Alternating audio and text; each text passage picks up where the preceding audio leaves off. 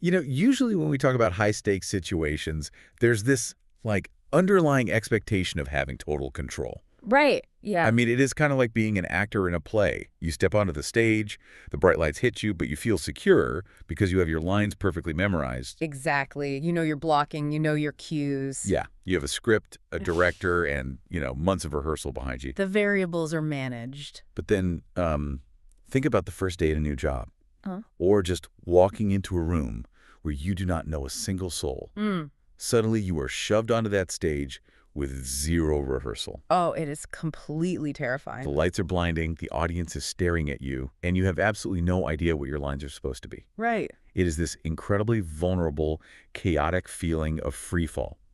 And, well, the antidote to that free fall is surprisingly hidden inside a highly specific lesson created by two instructors named Emily and Paul. Yeah, their guide is fascinating. So, welcome to the deep dive.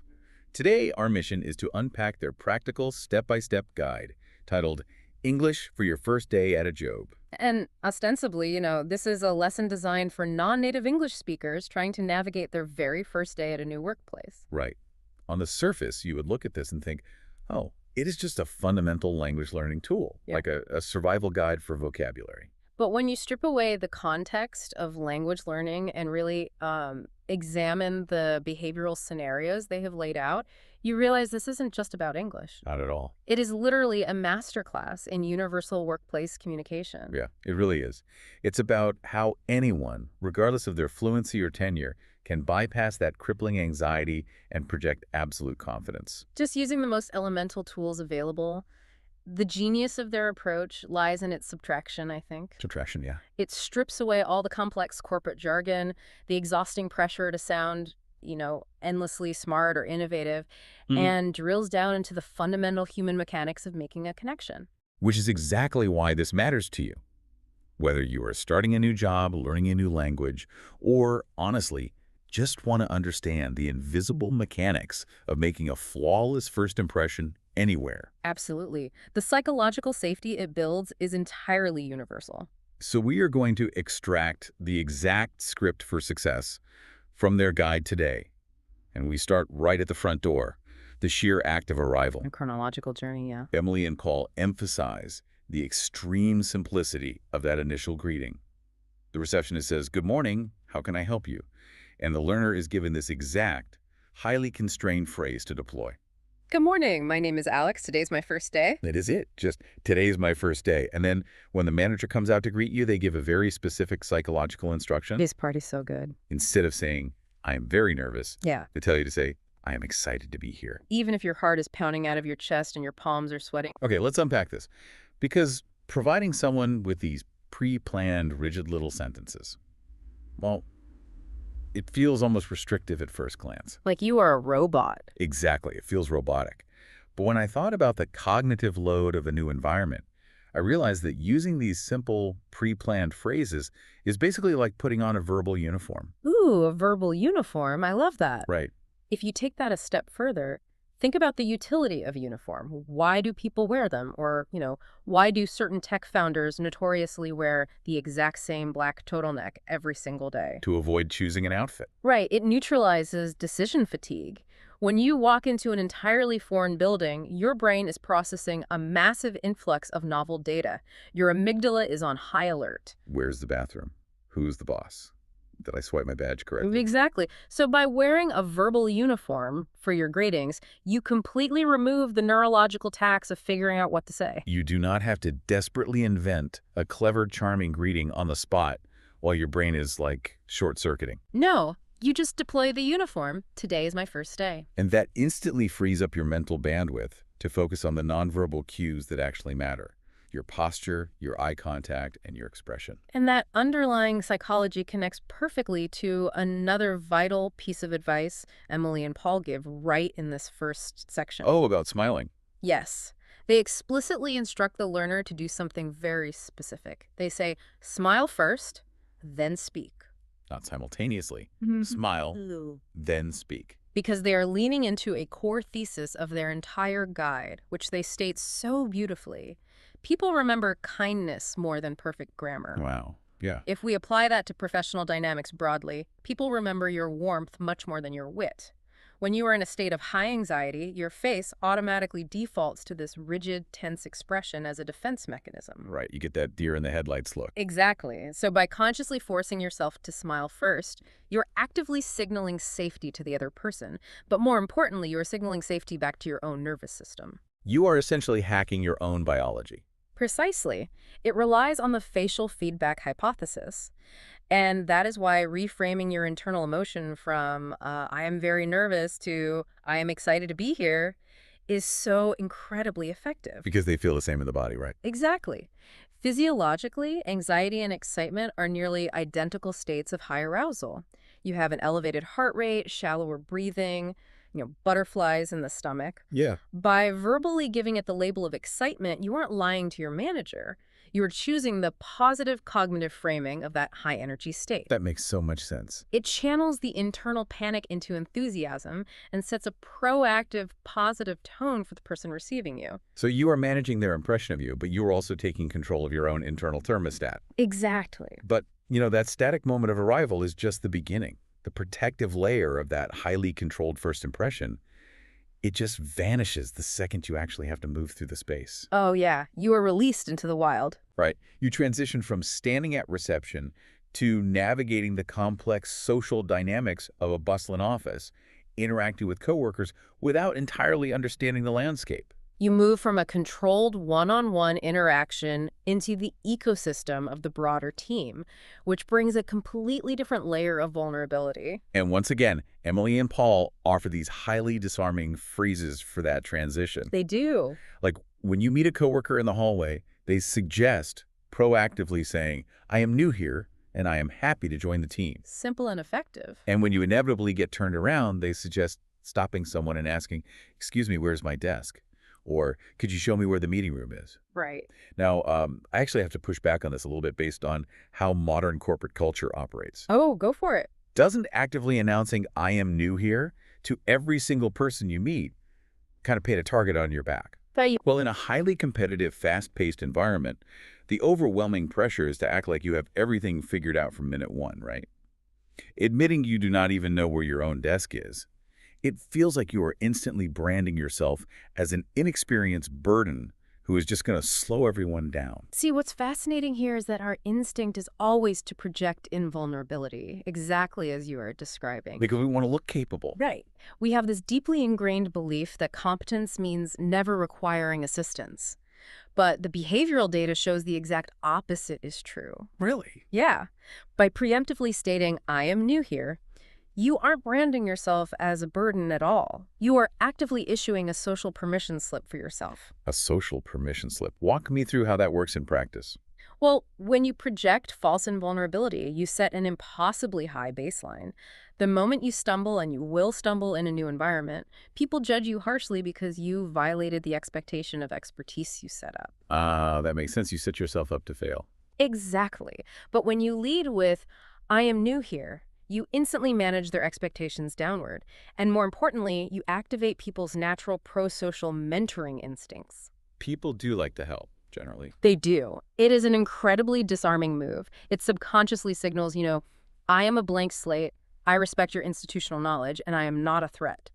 It beautifully diffuses the social friction of being an outsider. It changes the dynamic from a competition to a collaboration before the conversation even really starts. It does. And pay close attention to how Emily and Paul structure the mechanics of those requests for help. Like the specific words they use. Yeah, they point out that starting a request with such as could you show me where the meeting room is, operates as a psychological skeleton key. Wow, a skeleton key. They note that fluent speakers use it constantly. It goes way beyond simple politeness. It is a structural hack that builds instant rapport because it frames a demand as a favor. Oh, I see. It grants the coworker the autonomy to say yes, rather than feeling commanded.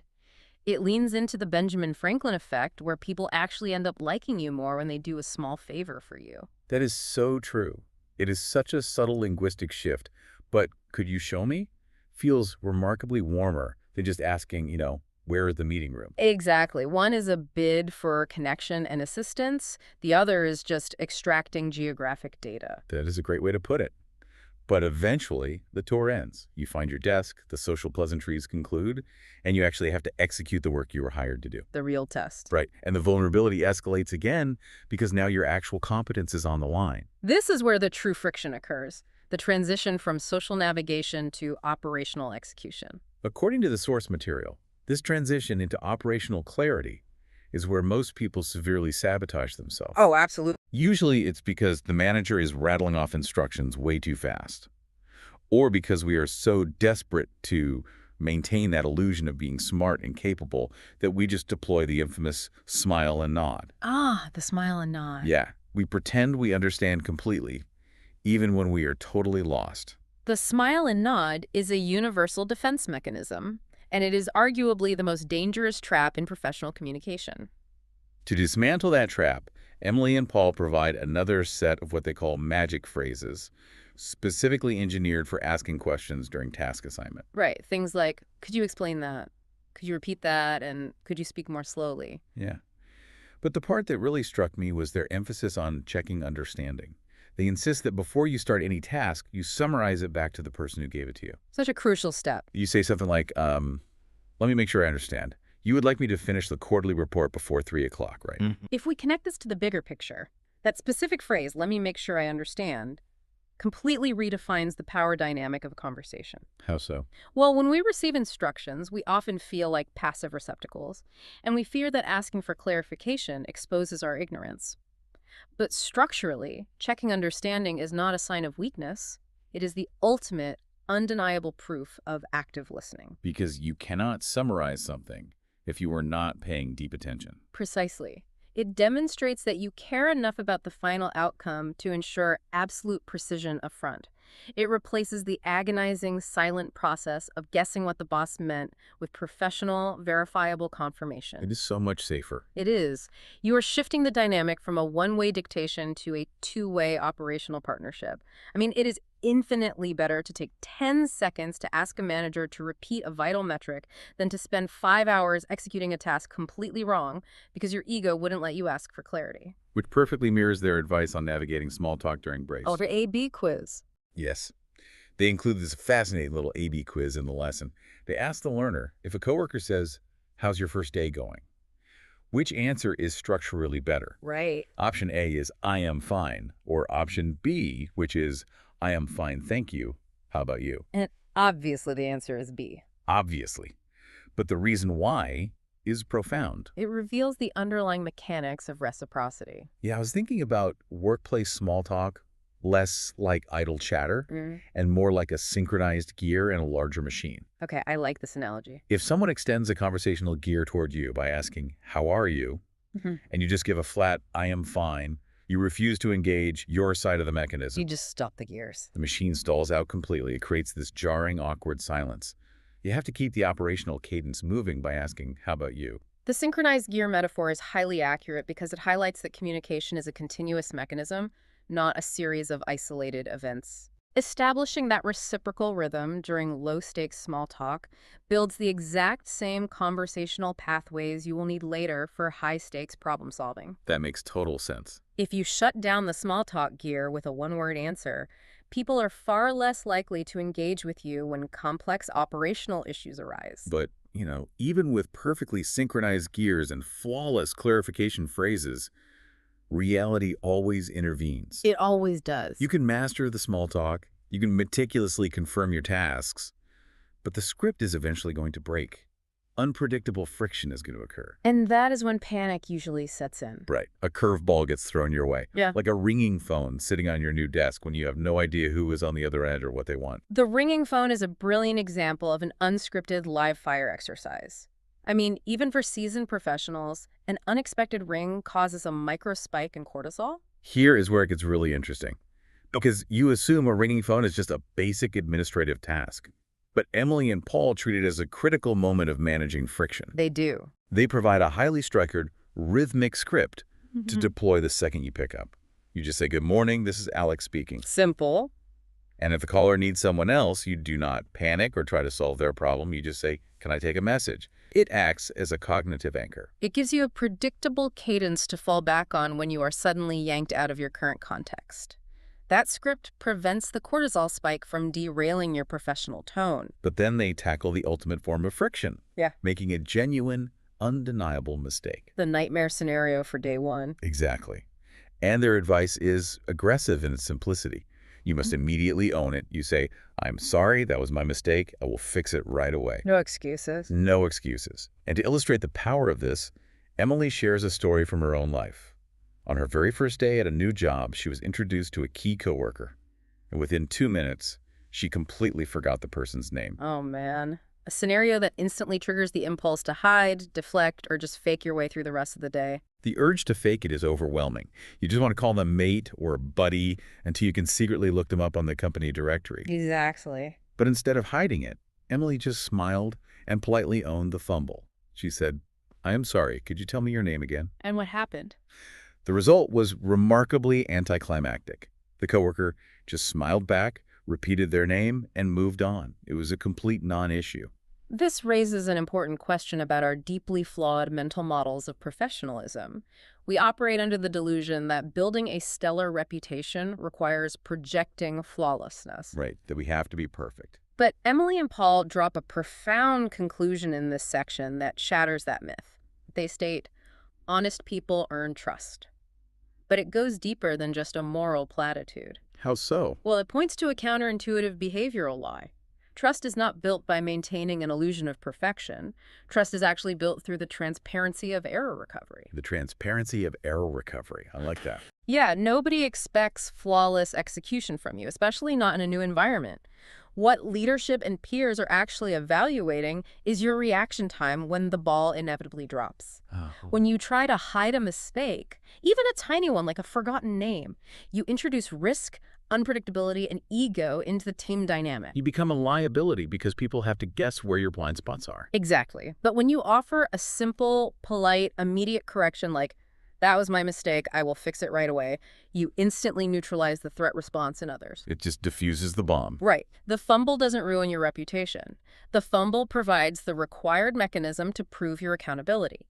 You demonstrate in real time that you are self-aware, deeply accountable, and fundamentally easy to work with. Wow. The transparency of the recovery is what cements their trust in you. The fumble is the required mechanism to prove your accountability.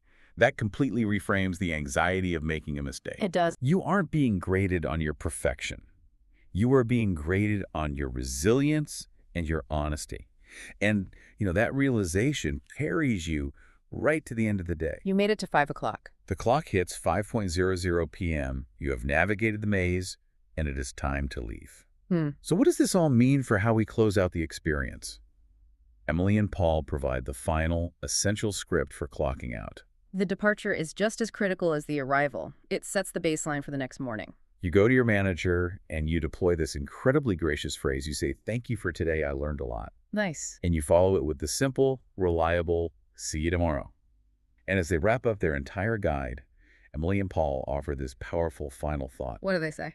They remind the learner that confidence doesn't materialize from knowing every single word in the dictionary or having every answer perfectly memorized. Real confidence comes from practicing simple, honest phrases again and again. That is so true. Every fluent speaker started as a beginner, and every single conversation builds the muscle. It strips away the mystique of charisma, really. It reminds us that effective communication is a daily mechanical practice. It is not some innate magical trait you are either born with or you aren't. It is a practice available to anyone willing to use the tools. And that leaves me with a final thought for you to explore as you go about your week. Let's hear it. We have just spent this time unpacking how these foundational rules, prioritizing clarity over complex jargon, asking polite, autonomy-granting questions, consciously smiling to signal mutual safety, and immediately, transparently owning your mistakes works so incredibly well for a beginner trying to survive day one. It acts as an anchor against the anxiety of the unknown. Right. It is the ultimate survival toolkit. But if this specific toolkit is so flawless at disarming ego, building deep trust, and navigating friction without conflict, Yeah. shouldn't we hold fiercely onto it even on day 1,000? Wow, that is a great point. What if beginner's communication isn't just a set of temporary training wheels for language learners or new hires trying to get their bearings? What if stripping away our ego, comfortably admitting when we need help, And prioritizing genuine kindness over sounding like the smartest person in the room is actually the absolute highest, most effective level of professional communication for all of us. It really makes you rethink everything. It makes you wonder, maybe we would all be dramatically more successful and a lot less stressed if we stopped trying to memorize an impossibly complicated script and just remembered how to step onto the stage every single morning like it is our very first day.